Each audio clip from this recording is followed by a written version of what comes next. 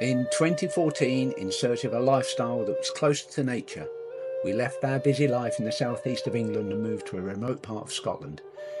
Here, our lives could be more in harmony with the flow of the seasons. This is our story. Welcome to my channel. If you've been here before, welcome back, and if you're new, then doubly welcome. And I hope you enjoy what I do. If you do, you might like to subscribe towards the end of the video. That would be nice. Helps my algorithms, helps me to reach as many people as possible.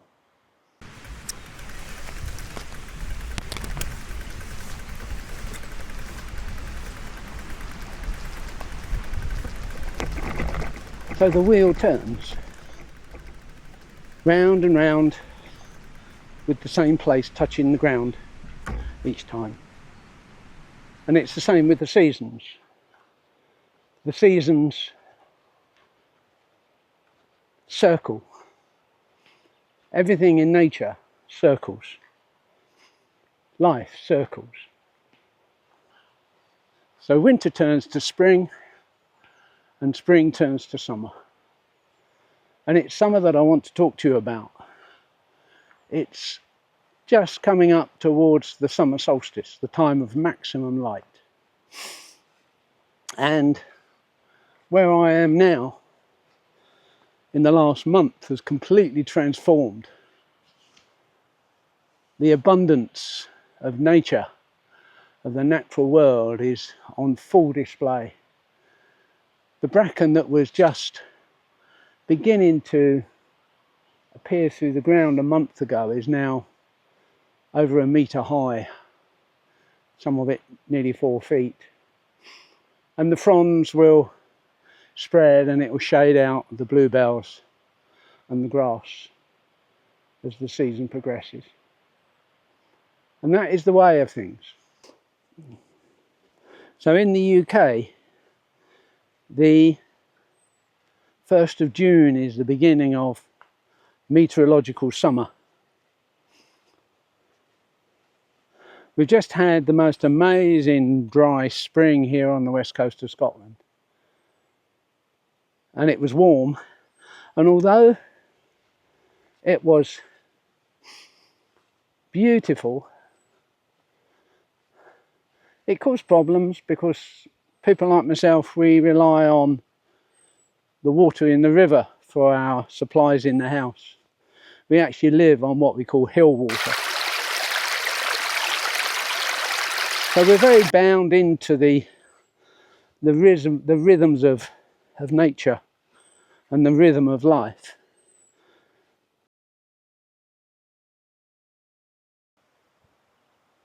So we're just coming up to the midsummer solstice, Alban the longest day, the light of the summer. At each of the solar festivals, there's a certain energy that is unique to that festival. And this festival, the summer solstice, the energy is actually very high. I was looking before I came out this afternoon. The sun doesn't set until about, I think it's 10:30. And then it's light. You can see to move around till for about another hour, 11:30. And then it's light again by 3 o'clock. So we're only talking about 3.5 hours of darkness. And even that's not really dark on a clear night. So it's a particularly energetic time of year. In all honesty, I actually find it quite tiring. But that is, I think, something to do with the fact that I'm of my age. But there we go. I'm privileged to have reached this old age. So at the midsummer solstice, the sun reaches its maximum elevation. It appears to stand still in the sky for a period of 3 days, and then it tips over. It's one of the balance points of the year. The other particularly strong balance point is the midwinter solstice. But at the midsummer solstice, on the 21st of June, following that, 22nd, 23rd, imperceptibly the Earth starts to swing back on its axis. and we start to move back towards the darkness of the year. So as it's one of those major solar events, it's a time of celebration. And in the Druid world, we have a ceremony to celebrate the height of the summer and to honour the fact that it's actually now tipping over and going back into the darkness. The Druid tradition I follow, with the year being split in half, from midwinter solstice the sun grows in power, and from midsummer solstice the sun loses its power. That is signified by the oak tree and the holly tree. Now, it may seem strange at first, but at midwinter we celebrate the coming of the Oak King, what we call the Oak King, because everything is starting to move towards growth and energy. And when we get to the midsummer solstice, we then see the change over towards the dark half of the year, and that is signified by the Holly King. So the whole thing just goes round and round, Oak King, Holly King, Oak King, Holly King, each year. And it gives the year a structure. So I know that the vast majority of you that watch this video won't be Druids. So what do you do to celebrate the midsummer? Do you have a party? You know, a party on the beach is as good a thing as anything to actually do. But what about staying up from sunset to sunrise? Finding a vantage point, shining somewhere, even if it's on the top of a tower block, to watch the sunset. And then seeing the progress along the horizon. You can, in these northern latitudes, you can actually see that glimmer along the horizon during the time the sun is below that, and then seeing the sun rise. And so we have a party sort of going into the sun, into sunset, and then party through to sunrise.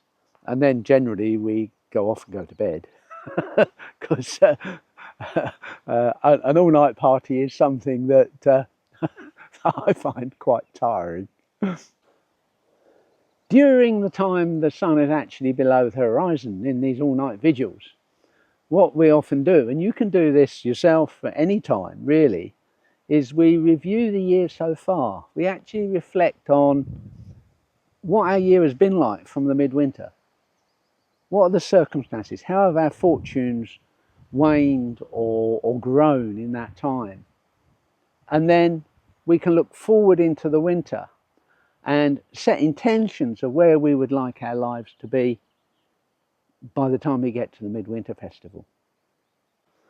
The other thing you can do is, if that's not convenient or it's too strenuous or you're not able to do that, just go out in the sunlight, find somewhere secluded, somewhere where it's clear, and just dance in the sun. Just rejoice in the sunshine. Just have fun. And at the very least, on the solstice, go and do something that makes you feel joyful. Doesn't matter what it is. It's a special time of the year. It's a time for you to find something that makes your heart sing. Just go out and do it. I'd just like to read you a few lines. It is the summer of the year. The sun stands at the peak of the day. All the life of the earth is in its flowering. My spirit is filled with ardent purpose to celebrate the glory of life, of light and love. The time of joy is here. Doesn't that sum up the summer solstice wonderfully? So thank you very much for watching. I hope you've enjoyed what I've done, and if you have, as I said in the beginning, you might like to subscribe to this channel. There'll be more of this content over the years. If you've enjoyed this video and you'd like to know more about Druidry, if you click here, this is what Druids believe. You might find it interesting. Goodbye and thank you.